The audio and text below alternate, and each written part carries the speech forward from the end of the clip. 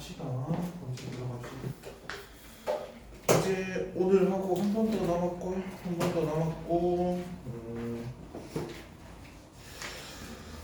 너네한테 좋은 소식일지 나쁜 소식일지 모르겠는데 중등 국어반에 개설할 때 아마 내가 들어올 거예요.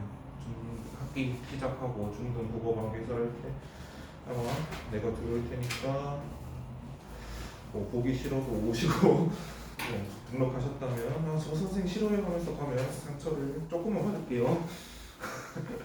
왜 끄덕이는 거야?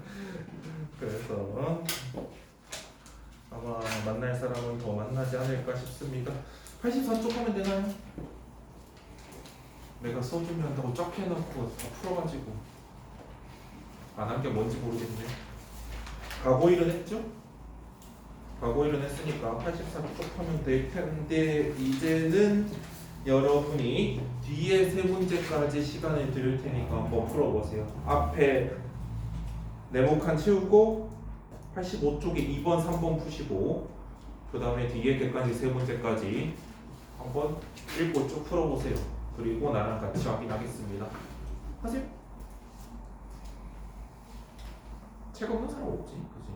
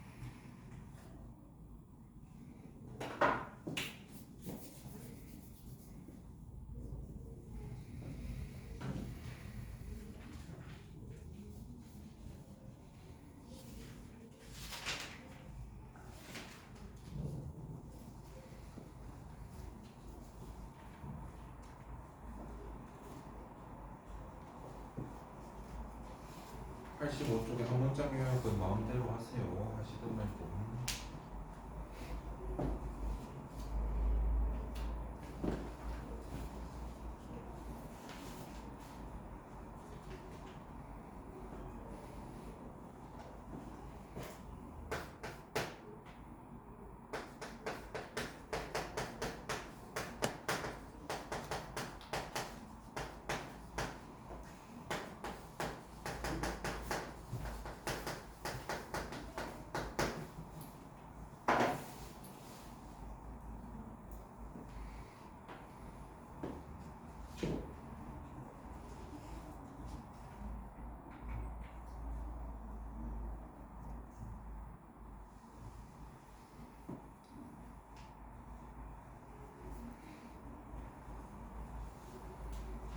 삼 분 뒤에 같이 올게요.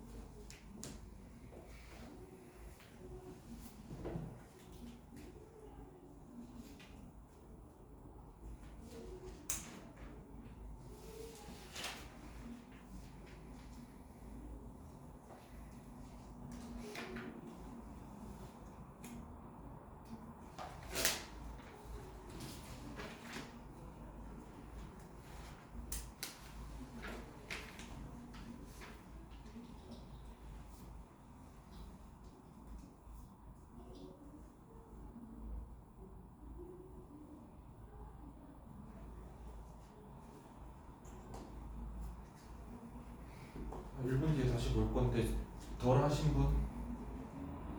덜 하신 분 손? 다들 했나요? 자, 했으면 같이 봅시다. 자, 장수와 행복을 기원합니다 라고 하면서 당연히 옛날 얘기를 하겠죠. 옛날 얘기를 할 거예요. 자, 봅시다. 설날을 맞아 주변 사람들에게 새해 복 많이 받으라는 덕담을 전한 경험이 있을 것이다 라고 하면서 자, 거기에 설날을 맞아 붙어 있을 것이다까지 괄호를 좀 이렇게 쳐둡시다. 괄호를 좀 쳐두는데 이유가 뭐냐? 그러면 역시나 서술 방식 때문이에요. 서술 방식. 우리가 맨날 서술 방식에 뭐 얘기하던 그것들이요. 자, 이게 지금 자기 경험을 얘기하는 거예요? 아니면 너네도 이런 경험이 있지라고 묻는 건가요?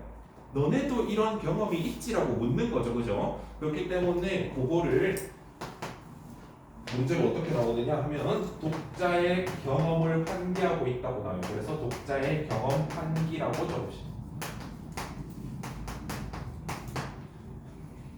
불러일으킨다는 뜻이에요. 독자의 경험을 불러일으켜서 서술 방식을 하고 있다. 그래서 서술 방식이라고도 뒤에 적어둡시다.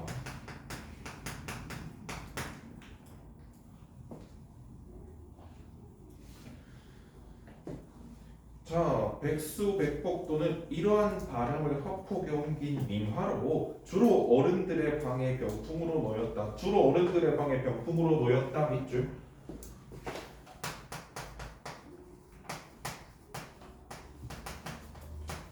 주로 어른들의 방에 병풍으로 놓였다 밑줄. 백수백복도가 어디에 쓰였는가? 그걸 얘기하고 있죠. 그래서 백수백복도의 주 사용처 이렇게 적어봅시다.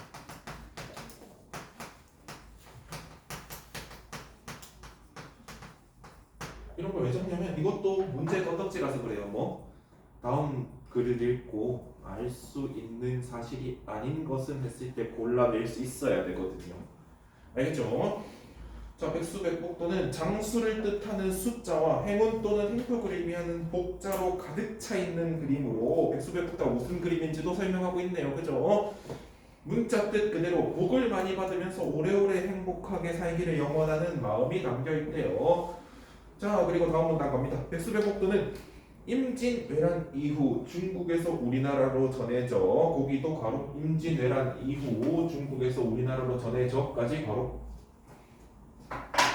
뭡니까? 들어온 시기도 알 수 있죠. 그지? 들어온 시기를 제시함. 들어온 시기를 제시. 언제 들어왔는지도 정보가 분명히 나와 있다는 거.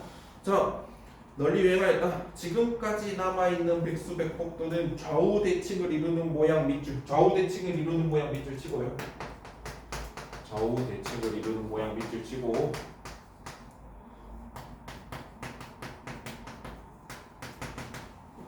밑에 보면 이게 무슨 체인지 나와요. 밑에 글꼴인 전서체를 바탕으로 하여 전서체에 동그라미 쳐가지고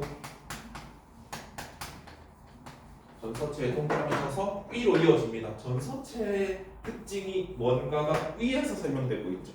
보통은 전서체를 쓴다. 전서체랑 좌우대칭을 이루는 모양의 글꼴이다. 이렇게 설명되는 게 일반적인 건데요. 이거는 좌우대칭을 이루는 모양의 글꼴인 전서체라고 특성을 앞에 제시하고 그게 무엇인지 뒤에 제시하고 있는 거죠. 숫자와 복자를 변형한 것을 기본으로 한다. 전서체 글자의 인물이나 자연물, 동식물 등 각가지 그림과 조합해 표현한 백수백복도는 특별히부터 밑줄 특별히 예술성이 뛰어난 것으로 평가된다. 특별히 예술성이 뛰어난 것으로 평가된다. 이건 뭐죠? 백수백복도의 예술적 가치죠.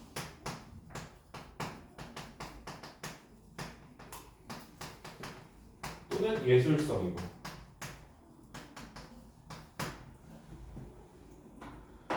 그죠? 자, 백수백복도의 글자는 민화에 등장하는 모든 소재를 총동원하여 장식한 것으로 언뜻 보면 글씨라기보다 그림에 가까울 정도로 그 모양이 다양하다. 그 모양이 다양하다도 밑줄. 그 모양이 다양하다도 밑줄. 이것도 내가 적는 백수백복도에는 안 적어도 됩니다. 특성이죠, 특성. 모양이 다양한 특성 또는 특징이 있다. 자, 요즘 또 정리하면서 후딱후딱 가는 게 점점 더 빨라질 거예요. 어쩔 수 없어요. 왜냐면 내가 당연히 소리내어 읽는 것보다는 빠르게 풀어야지 나중에 시험을 볼 수 있거든요. 그래서 점점 더 빠르게 짚어 주고 갈 거니까 잘 따라오시기 바랍니다. 자, 다 볼게요. 백수백곡도에는 대나무 잎이나 해치, 신선, 닭, 학, 개구리, 호랑이, 가지, 호리병 등 다양한 동식물이나 물건이 등장하지만 그 중에서도 밑줄, 장수나 행복을 상징하는 소재는 백수백곡도에 자주 활용되는 단골 소재이다. 자, 잘 볼게요. 앞에 해치, 신선, 닭, 학, 개구리, 호랑이, 가지, 호리병 이런 것도 나오고 장수와 관련된 소재가 나오는 겁니까? 아니면 앞에 게 안 나오고 뒤에가 나온다고 했습니까? 앞에 것도 나오고 근데 뒤에 게 더 많이 나온다고 했죠. 그치? 앞에 것도 나오고 근데 뒤에 게 더 많이 나온다고 한 거니까 만약에 뒤에 선지 가서 앞에 것 이런 게 아니라 장수와 관련된 소재만 나온다 그러면 그 선지는 맞는 선지야 틀린 선지야? 틀린 선지가 되겠죠. 그지? 그렇게 집어낼 수 있어야 된다는 거예요. 자, 예를 들어 박쥐는 행복을 상징하는 상서로운 짐승인데 예를 들어의 네모. 자, 예를 들어의 왜 네모를 하냐면 뭐 표현 방법이 예시를 들고 있다 이런 것도 되고요. 이게 얘 뒤에 나오는 게 결국 뭐겠어요? 장수나 행복을 상징하는 소재 얘들이겠죠. 그지? 그래서 장수나 행복을 상징하는 소재 그쪽 밑줄 쳐놓은 거에서 이렇게 이어주세요. 무슨 예인지 당연히 잘 알아둬야 되니까요. 박쥐는 행복을 상징하는 상서로운 짐승인데 박쥐 두 마리가 감싸는 모양으로 복자를 그려 복이 겹쳐 들어온다는 뜻을 나타낸다. 호리병 또한 신선들이 가지고 다니는 물건이어서 그것만으로도 장수를 뜻하지만 호리병에 숫자를 새겨 장수의 의미를 2배로 표현할 수 있다. 그죠? 우리 왜 내가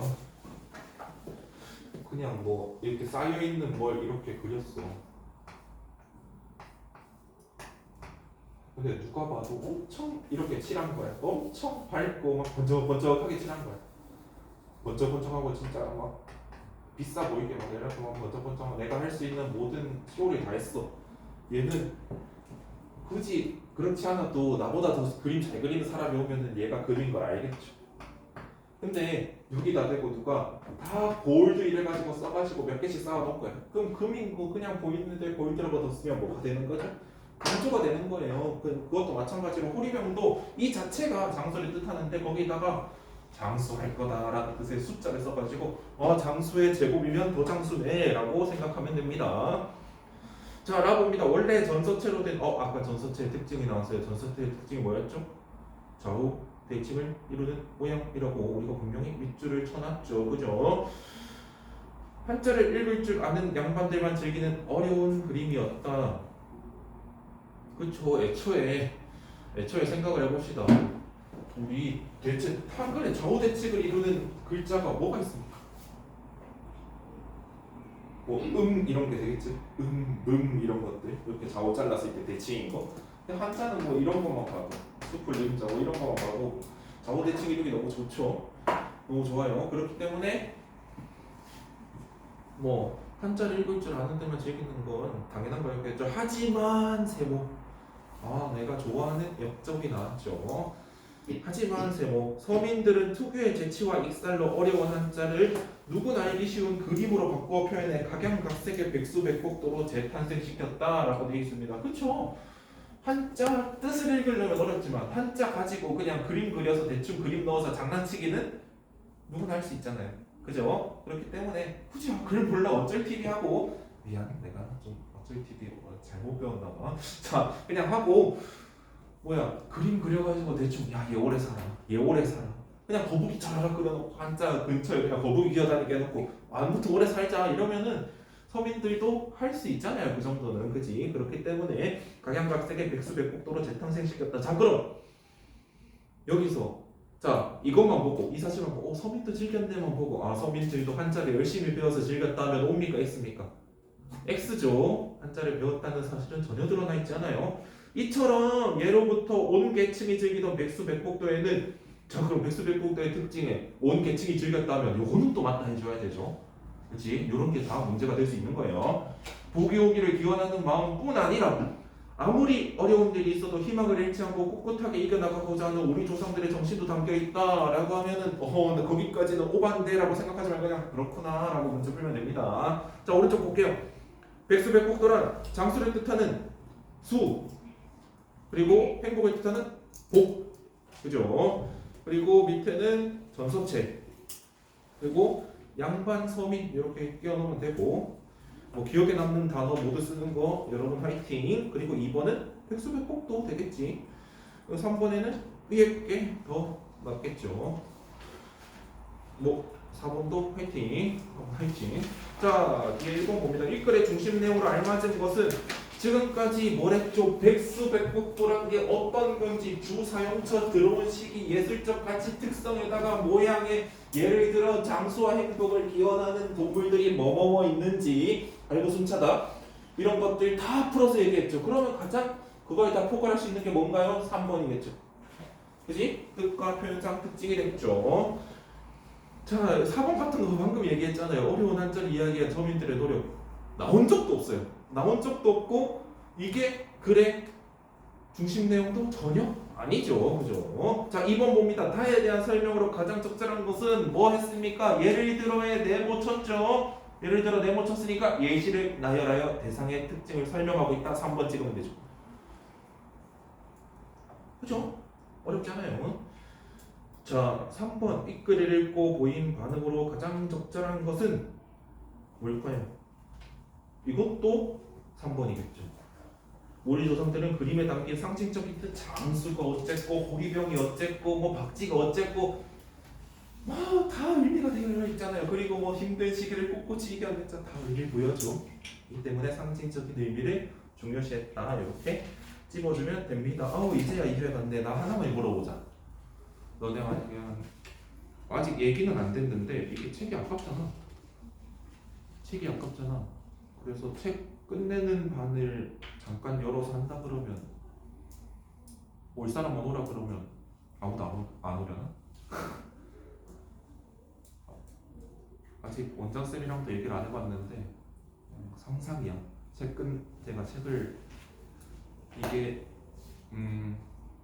얘기를 하자면요. 여기가 학년이 하나가 아니에요. 너네들도 알다시피 여기 있는 친구들이 학년이 하나가 아니고 역시나 독서를 잘해서 온 게 아니거든. 독서를 배우려고 온 거지. 독서를 잘하는 애들 뭐 여기가 을치한 반이 아니잖아요. 의대, 치대, 한의대 갈 사람들 모아놓은 반이 아니기 때문에 그리고 그렇게 하고 싶진 않았고 그래서 가장 기초부터 얘기를 하고 싶었어요. 천천히 얘기를 하고 싶었더니 이 책이 많이 좀 비게 됐어요. 그래서 최대한 더 해주는 거를 지금 보자. 17일에 종강이니까 뭐 한 회나 2회 정도 열어서 조금 더 해준다 그러면은 뭐 아무도 안 오려나? 라는 생각. 다들 눈을 피하고 있어. 뭐 쉬실 거면 쉬셔도 되고 일단은 아무것도 정해진 건 없습니다. 이 수업이 끝나고 중등 김채경 원장님 뵙기로 했으니까 아무것도 정해진 거 없는데 그냥 너네 표정을 한번 보고 싶었어 이런 말에 던지면 안 되면 3월부터 보면 되죠. 자 뒤에 봅니다. 90쪽 흥보전이 보여주는 조선 사회의 모습 역시나 총 합쳐서 10분 드릴게요.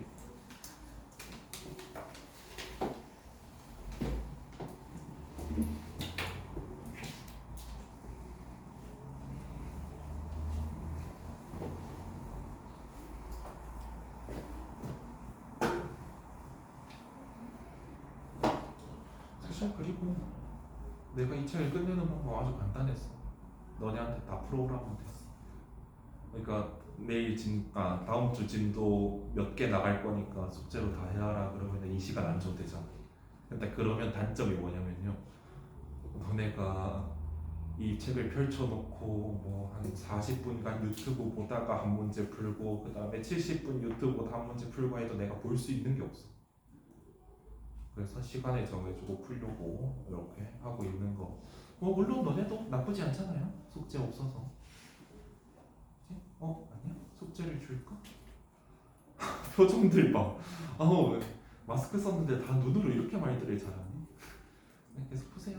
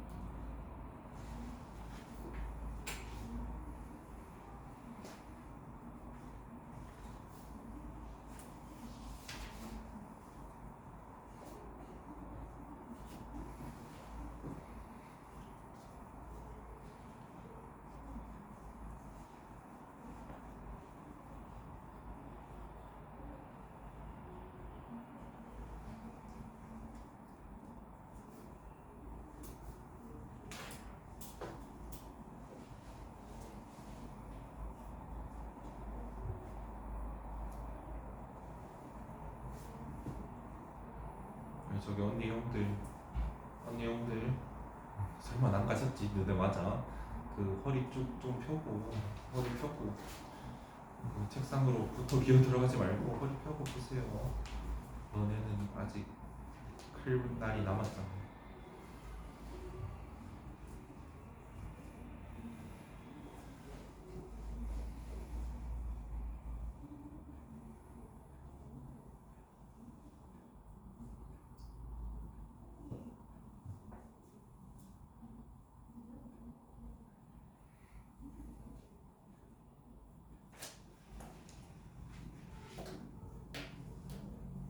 뒤에 문제도 푸시길 바랍니다. 10분은 준 이유가 있어요.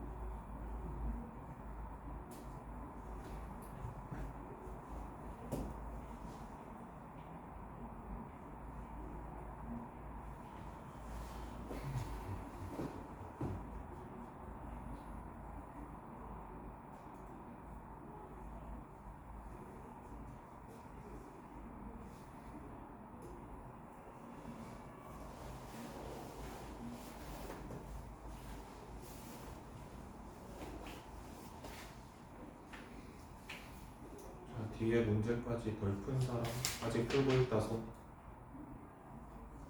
상당히들 빠르네. 아직 풀고 있어? 풀었어? 자, 볼 건데요.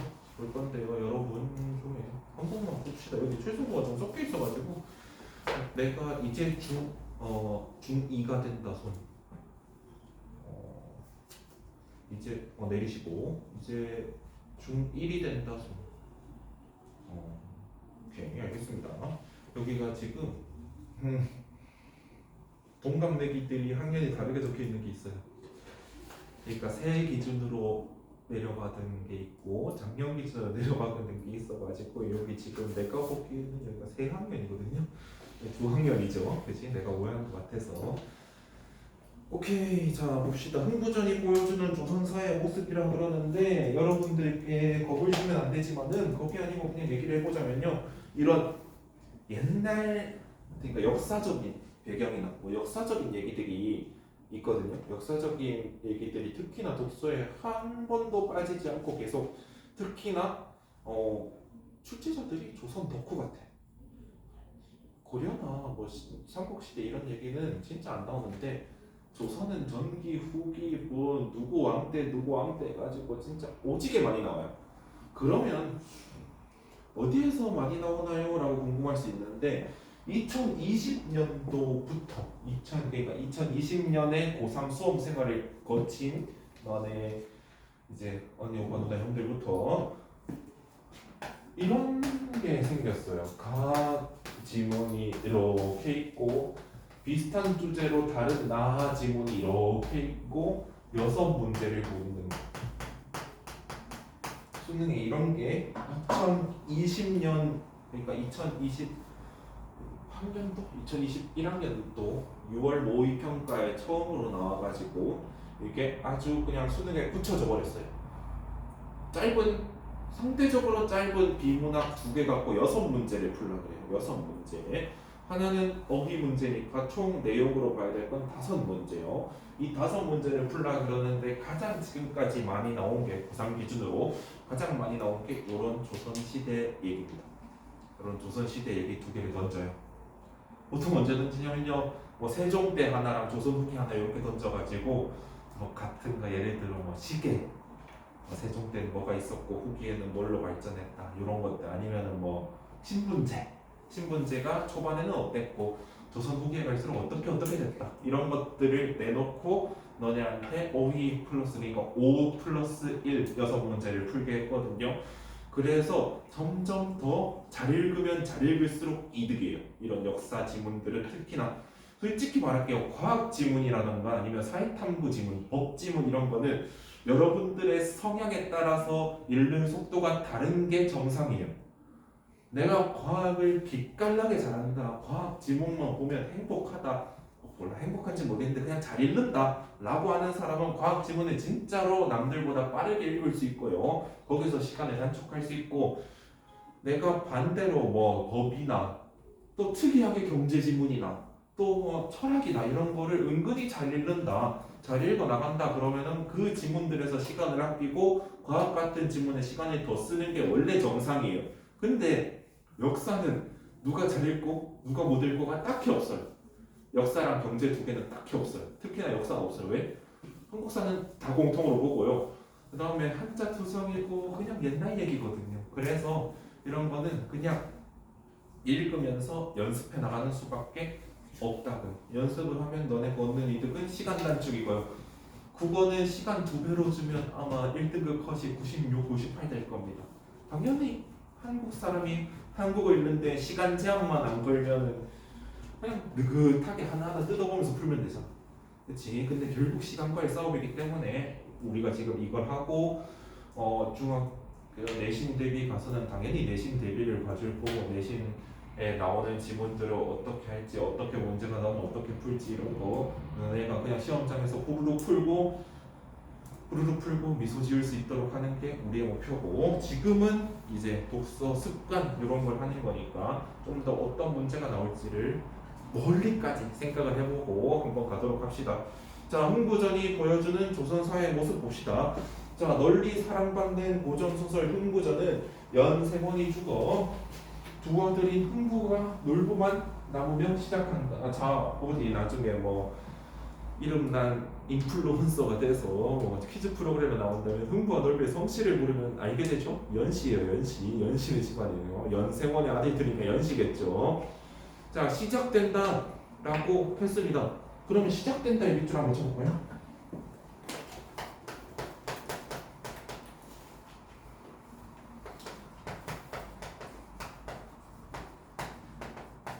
귀찮으니까 흥부전 어쩌고라 적어놓을게요. 아 찍고 있구나. 몰라. 자 시작된다의 밑줄.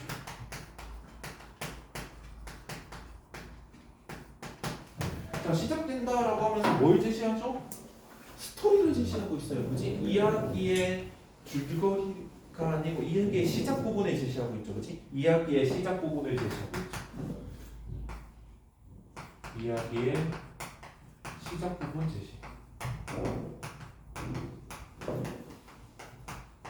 아니 아무리 흥부 놀부를 알고 있다 하더라도 흥부 놀부를 아무리 알고 있다 하더라도 만약에 다른 얘기 우리가 모르는 이야기의 시작 부분만 딱 제시해놨어. 그럼 뭐야? 아 시작을 하지 말지. 왜? 궁금해지잖아. 그지? 그래서 흥미 유발. 이렇게 적어두세요. 이야기의 시작 부분에 제시해서 흥미를 유발하고 있다. 그러니까 끝까지 읽어달라 이거예요.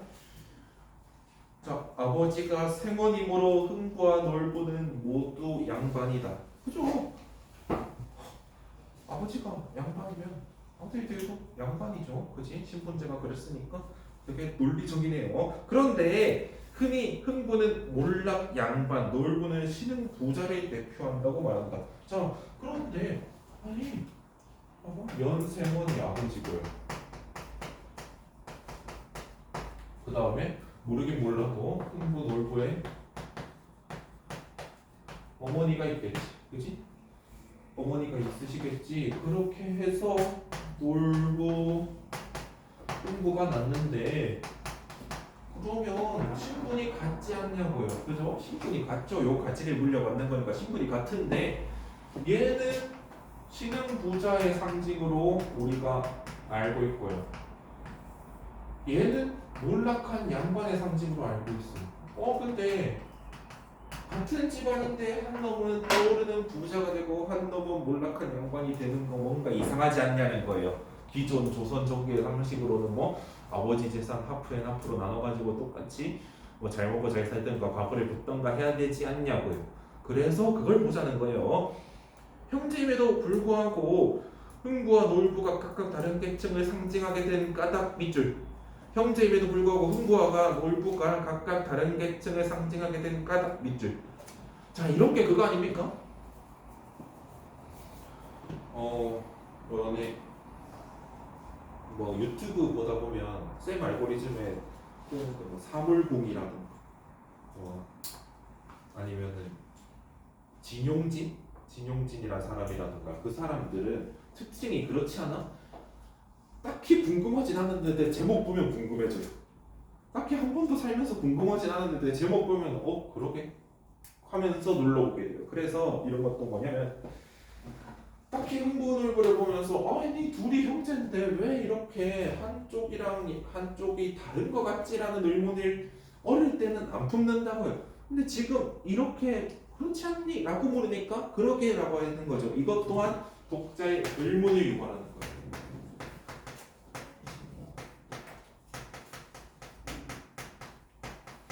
독자의 의문을 유발해놨으면 떡밥을 던져놨으면 뭘 해야 되죠? 회수를 해야 되잖아요. 그죠? 그래서 주제의 실마리가 될 거예요. 이 얘기를 하겠구나. 주제의 실마리가 될 거예요. 되게 당연한 얘기예요. 그죠? 내가 야 이거 궁금하지 않아 해놓고 일단 그 집에 갔어. 나쁜 놈이죠. 그치? 그래 못 실리겠죠. 내 이거 궁금하지 않아. 내가 알려줄게. 이렇게 돼야겠죠. 자, 이해하기 위해서는 흥부전의 배경인 조선 후기의 사회상을 살펴보아야 한다. 자, 조선 후기에는 하면서 뭐가 시작되죠? 조선 후기의 사회상을 살펴보는 게 시작되겠죠. 그죠? 화폐 거래가 활발해지고 새로운 농사법이 도입되며 평민계층이 분화되었다. 조선 후기에는부터 분화되었다까지 뾰족한 거로 하나 해두시죠. 화폐 거래 활발. 그러면 역으로 봅시다. 그냥 그거는 그렇게 표시만 해놓고 따로 적을 건 없고요. 자, 그 평민계층 분화의 이유가 제시됩니다.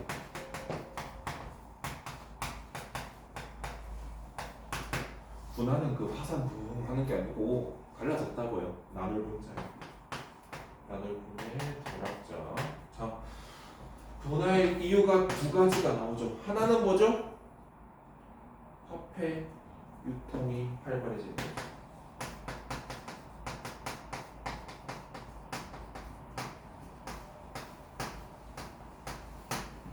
또 하나는 새로운 농사법 도입.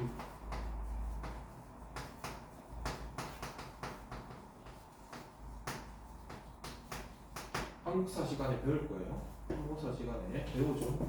뭐 화폐는 뭐 저기 언제냐?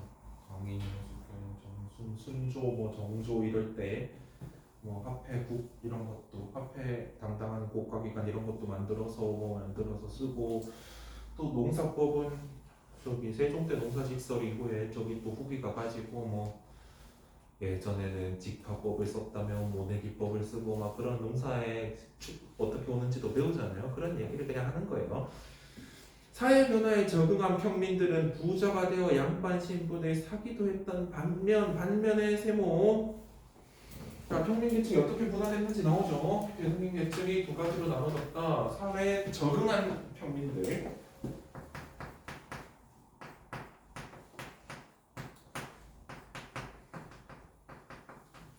그리고 나머지 대부분의 평민들.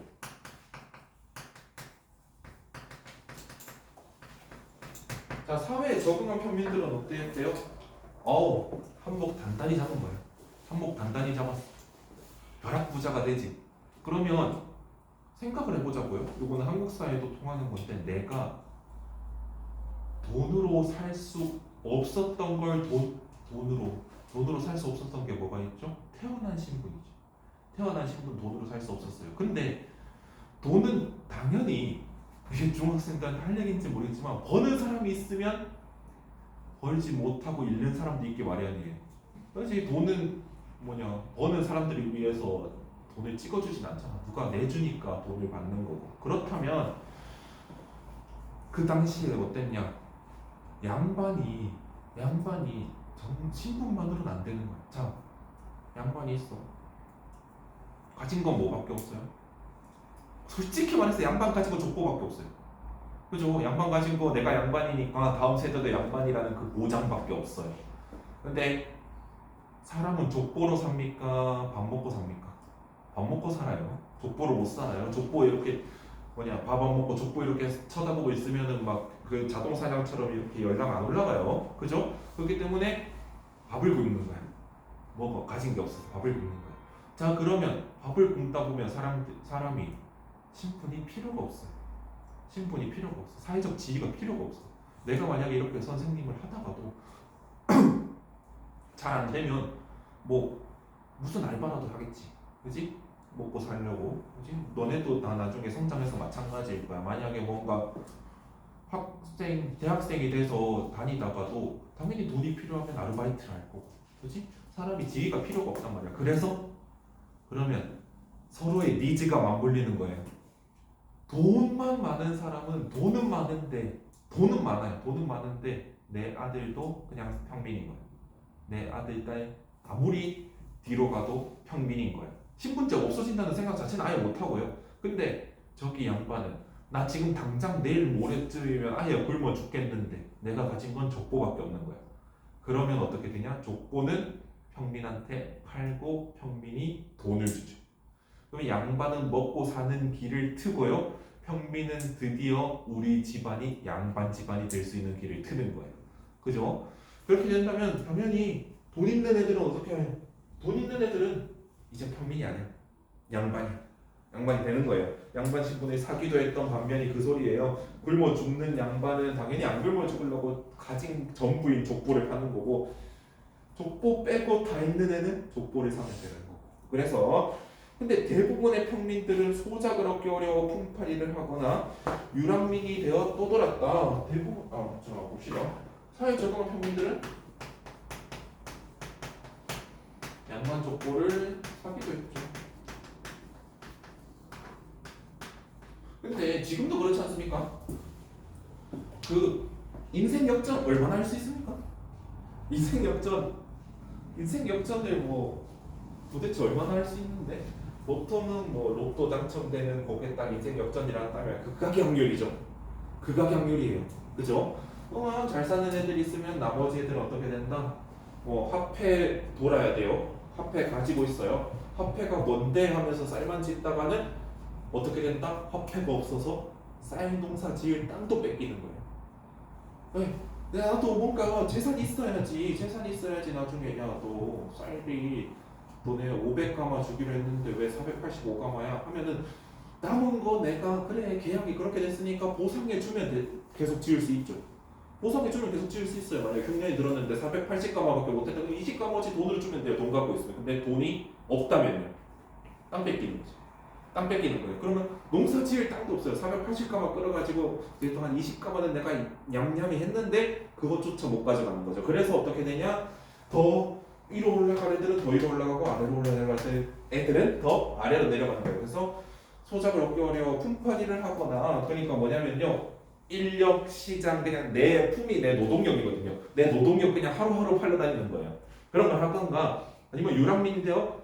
또 돌았다. 어차피 내가 여기서 농사 지을 땅이 없어. 그럼 내가 굳이 여기 살 이유가 없어요. 그냥 빈 땅 농사 지어서 냠냠하고 다시 빈 땅 농사 지어서 냠냠하는 것이 낫다고요. 그래서 떠돌았다고요. 자, 한편 양반 계층 내부에서도 변화가 일어났는데 다수의 양반이 정치에서 밀려나 겨우 위상을 유지하거나 평민과 다를 바 없는 처지로 몰락하였다. 그렇죠. 버는 놈 있으면 몰락하는 놈 있어요. 자, 돈을 주고 양반이 된 평민 아까 말했죠. 너의 밥금잖아. 조건만 내놔. 밥 굶는 거 걱정 안 하게 해줄게 라고요. 가난하여 날품을 파는 양반도 있던 셈이다. 야, 양반이 저기 하루치 일당 벌러 어디 거기 뭐냐 그냥 뭐 어디 지고 나르는 그런 현장에 가는 거예요. 그러니까 양반과 평민이 모두 양극화됐다는 거죠. 양극화가 뭐냐면 이 여기가 있고 만약에 부자가 있고 재산으로 부자가 있고 그다음에 상대적으로 재산이 없는 사람이 있다 그러면 양극화가 뭐냐면 극으로 더 가는 거예요. 극으로 더 가는 거예요. 뉴스에 나오는 양극화는 이 소리예요. 만약에 뭐 정치적으로 요쪽에 있는 사람과 요쪽에 있는 사람이 있다 그러면 당연히 사회가 건설적으로 되려면 둘이 합의점을 찾아야 돼요. 모여서. 근데 이렇게 가버리는 거예요. 서로 내가 더 오라 내가 더 오라 이렇게 가는 게 다 양극화거든요. 그래서 양극화가 당연히 심해진 거죠. 자, 흥부전에서 흥부는 우애를 중시하며 착하게 살죠. 흥부는 내 동그라미 치시고 우애를 중시하며 착하게 살지만 아무리 열심히 해도 가난하여 매품을 발러 다닌다. 윤리와 명분을 중시하는 양반의 가치에 부합하는 인물이지만 더없이 궁핍하다 하고 뒤에 슬래시 2개 이렇게 끊어줬어요. 한편 앞에 이렇게 끊어주면 됩니다. 자, 앞에는 뭐죠? 흥부의 인물 특성이에요. 흥부의 인물 특성이에요.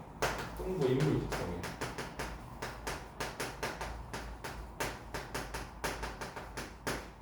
자, 한편 유산을 독차지하고 동서를 내쫓은 놀부는 동그라미 제비 다리를 부러뜨리면서까지 재물을 탐낸다 라고 돼 있죠. 놀부의 인물 특성이에요.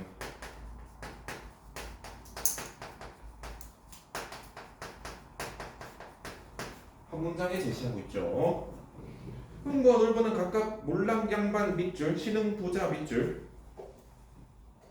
라는 조선 후기에 등장한 새로운 신분상을 대변하며 조선 후기의 현실을 보여준다. 양반도 양극화됐대요. 몰락 에디션이 있대. 양반의 몰락 에디션이. 그러면 얘가 흥부고 얘가 뭐라고? 얘가 양반 쫓고 산지는 모르겠는데 여기 부자가 놀부라고. 양반 쫓고 샀을 리는 없죠. 왜? 지가 양반인데. 지가 양반인데 살고 거예요. 그죠? 그래서 부자다. 실은 부자 있다. 그래서 여기 사회적인 평민이라기보다는 여기 어딘가 있겠죠. 여기 사이랑 여기 사이 어딘가 있겠네요. 여기 사이 어딘가 있겠네요. 그래서 실은 부자 이렇게 써놨는 거예요. 라볼게요. 결국 제비다리를 고쳐주고 부자가 된 흥부와 욕심을 부리다가 벌해받고 거지가 된 놀부의 이야기는 권선징악 네모. 권선징악의 가치를 잘 전달한다. 그죠? 권선징악이 뭡니까? 권하다, 선, 착한 걸, 징벌하다, 악한 걸. 자, 그러나 제목 조선 후기의 사회상을 떠올리며 흥부전을 자세히 살펴보면 이 이야기의 주제가 이것이 전부가 아닌 밑줄. 이것이 전부가 아닌 밑줄. 자, 그럼 얘기를 해주겠죠? 그래서 뭐라 적나? 예고라고 적었어요. 예고.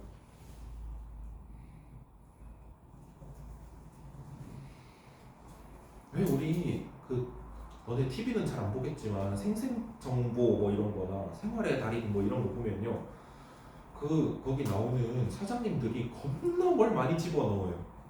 뭐 라면 하나 끓이는데 뭐 넣고 하든가 아니면 뭐 삼계탕 하나 끓이는데 뭐 5만 가지 약재 이런 거 다 집어넣어요. 그래서 맨날 뭐라 하냐면 여기서 끝이 아니다 이러거든. 거기 서부분이 막 여기서 끝이 아니다 그러거든. 그건 뭐야? 다른 거 더 보여주겠다 예고가 되는 거죠. 이것도 마찬가지예요. 이것이 전부가 아니다라고 하면서 다음에 더 있다는 걸 예고하는 겁니다. 흥부전에는 박에서 보물을 얻어 벼락부자가 된 흥부처럼 가난에서 탈출하고 싶은 백성들의 소망, 가난에서부터 백성들의 소망까지 밑줄. 가난에서 탈출하고 싶은 백성들의 소망. 요게 1번. 가난에서 탈출하고 싶은 백성들의 소망이 1번. 자, 이것이 전부가 아닌 거예요. 1번이고요. 자, 뒤에 경제적으로 무능하면서 신분이 낮은 계층을 무시하는 양반에 대한 조롱 2번.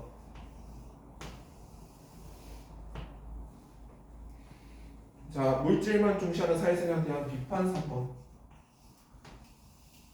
자, 왜 물질만 중시하는 사회생활에 대한 비판인가요? 놀부 뭐 노리고, 놀부 안 그래도 돈 있는데 뭐 노리고 제비다리 부러뜨렸어요. 금전 노렸죠. 그치? 재물 노렸잖아요. 그래서 저건 미친듯이 저러다가 망한다 이거예요. 자, 오른쪽 봅니다. 제 편의 신분상 흥부 몰랑양반 놀고 신흥부자. 자, 사회변화, 화폐거래 활성화.